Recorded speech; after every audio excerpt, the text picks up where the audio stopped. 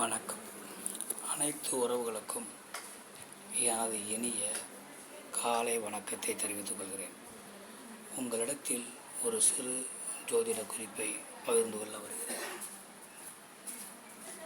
ஒரு ஜாதகத்தில் சந்திரன் பகவான் கடகம் ராசியில் இருந்தாலும், சந்திர பகவான் விருச்சிகம் ராசியில் இருந்தாலும், சந்திர பகவான் மகரம் ராசியில் இருந்தாலும், சந்திர பகவான் மீனம் ராசியில் இருந்தாலும், இப்படி 4 வீடுகளில் ஏதாவது ஒரு வீட்டில் சந்திர பகவான் இருந்து அந்த வீட்டினுடைய அதிபதி லக்னாதிபதி லக்னத்திற்கு மறையாமல் இருந்தால் அந்த ஜாதகர்கள் செல்வ செழிப்புடன் வாழ்வார்கள்.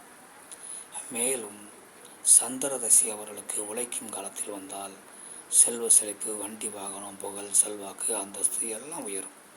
அதனால் இப்படிப்பட்ட அமைப்பு உங்கள் ஜாதகத்தில் இருக்கிறதா என பார்த்து கொள்ளுங்கள். மற்றவற்றை நாம் அடுத்த வீடியோவில் காண்போம். நன்றி, வணக்கம்.